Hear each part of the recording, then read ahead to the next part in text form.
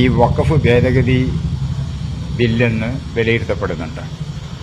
കാരണം ഇന്ത്യ മഹാരാജ്യത്ത് ഇതിനകം തന്നെ ഒരുപാട് വഖഫുകൾ നഷ്ടപ്പെട്ടിട്ടുണ്ട്, പല രൂപത്തിലായി.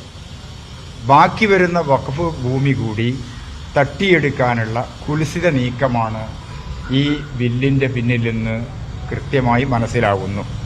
കാരണം എന്തെന്ന് ചോദിച്ചാൽ, നമ്മുടെ നാട്ടിൽ വ്യവഹാരങ്ങളില്ലാതെ വഖഫ് ഭൂമി കൈക്കലാക്കാൻ സർക്കാർ അനുകൂല സംഘടനകൾക്ക്, സർക്കാർ പ്രൊമോട്ട് ചെയ്യുന്ന സ്ഥാപനങ്ങൾക്ക് അവസരമൊരുക്കുകയാണ് ഈ ബില്ലിലൂടെ സാധ്യമാകുന്നത്. ഉദാഹരണത്തിന്, ജില്ലാ ഭരണകൂടത്തിന് അല്ലെങ്കിൽ ജില്ലാ കലക്ടർക്ക് തർക്കത്തിലിരിക്കുന്ന വഖഫ് ഭൂമിയുടെ മേൽ തീർപ്പ് കൽപ്പിക്കാനുള്ള അധികാരം ഈ ബില്ലിൽ വ്യവസ്ഥ ചെയ്തിട്ടുണ്ട് എന്നാണ് അറിവ്.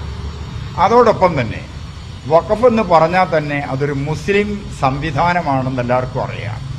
ആ മുസ്ലിം സംവിധാനം ഭരിക്കാൻ വേണ്ടി നിയുക്തമാകുന്ന വഖഫ് സെൻട്രൽ കൗൺസിലിലും സംസ്ഥാനങ്ങളിലെ വഖഫ് ബോർഡുകളിലും മുസ്ലിമേതര പ്രതിനിധികളെ കൂടി ഉൾപ്പെടുത്തണമെന്ന് വ്യവസ്ഥ ചെയ്യപ്പെട്ടിട്ടുണ്ട്.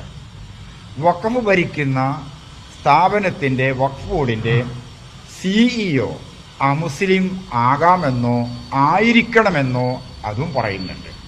ഈ രൂപത്തിൽ കാര്യങ്ങൾ മനസ്സിലാക്കുമ്പം അപകടകരമായ കുറേ ഭാഗങ്ങൾ ഇതിൻ്റെ കൂടെ ചേർന്നതായി നമുക്ക് മനസ്സിലാക്കാനാകുന്നുണ്ട്. അതുകൊണ്ട് പുരോഗമന ചിന്തയുള്ള ഭരണഘടനാ മൂല്യങ്ങളോട്, അതിൻ്റെ അടിസ്ഥാനങ്ങളോട്, ജനാധിപത്യ സംവിധാനങ്ങളോട് താൽപ്പര്യമുള്ള ഇന്ത്യയിലെ എല്ലാ വിഭാഗം ജനങ്ങളും, അതിൽ മതമില്ല, കക്ഷിയില്ല, രാഷ്ട്രീയമില്ല, ഈ ബില്ലിൻ്റെ അപകടകരമായ ഭാഗങ്ങൾ മുഴുവൻ നീക്കം ചെയ്യണമെന്ന് ആവശ്യപ്പെട്ടുകൊണ്ടിരിക്കുകയാണ്. ഒപ്പം വഖഫ് ബോർഡിലേക്കും വഖഫ് സെൻട്രൽ കൗൺസിലിലേക്കും എലക്ഷന് പകരം തീർത്തും നോമിനേഷൻ എന്നതുകൂടി വ്യവസ്ഥ ചെയ്യുമ്പം ഇഷ്ടക്കാരെ തിരികെ കയറ്റിയിട്ട് വഖഫിൻ്റെ ചൈതന്യത്തെ നശിപ്പിക്കാനും അതിന് സാധിക്കും. ഓറൽ വഖഫ് പാടില്ല എന്നാണ് പറയുന്നത്. മതനിയമപ്രകാരം, ശരീഅത്ത് നിയമപ്രകാരം വഖഫ് എന്ന് പറയുന്നത് അതൊരു വിശ്വാസത്തിൻ്റെ ഭാഗമായി സ്വീകരിക്കുന്ന മനസ്സാണ്.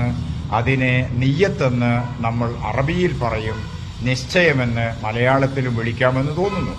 ഏതായിരുന്നാലും ഈ കാര്യങ്ങൾ വെച്ച് നോക്കുമ്പം നമുക്ക് മനസ്സിലാകുന്നത് ഓറൽ വഖഫ് ആയി ഇന്ത്യയിൽ ഒരുപാട് വഖഫ് ഭൂമികളുണ്ട്.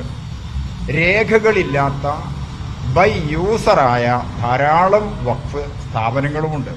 അതൊക്കെ അന്യാധീനപ്പെടുകയോ സർക്കാരിലേക്ക് കണ്ടുകെട്ടപ്പെടുകയോ ആർക്കിയോളജിക്കൽ സർവേ ഓഫ് ഇന്ത്യ പുരാവസ്തു വകുപ്പിലേക്ക് മാറ്റപ്പെടുകയോ ചെയ്യുന്നതോടുകൂടി വഖഫിൻ്റെ ഉദ്ദേശ്യം, വാക്കിഫിൻ്റെ ഇൻറ്റൻഷൻ അവിടെ നടക്കാതെ പോകുന്നു എന്നതുകൊണ്ടും ഈ വ്യവസ്ഥകൾ തീർത്തും നിയമത്തിൽ നിന്ന് മാറ്റിക്കൊണ്ട് ഇന്ത്യയിലെ ജനങ്ങളുടെ, ഇസ്ലാമിക സംഹിതകളുടെ, ജനാധിപത്യ മൂല്യങ്ങളുടെ, മതനിരപേക്ഷ തത്വങ്ങളുടെ അടിസ്ഥാനത്തിലുള്ള ഭരണ സംവിധാനത്തിലേക്കും നിയമനിർമ്മാണത്തിലേക്കും സെൻട്രൽ ഗവൺമെൻറ് മാറണമെന്ന് ശക്തിയായി ഞങ്ങൾ ആവശ്യപ്പെടുകയാണ്.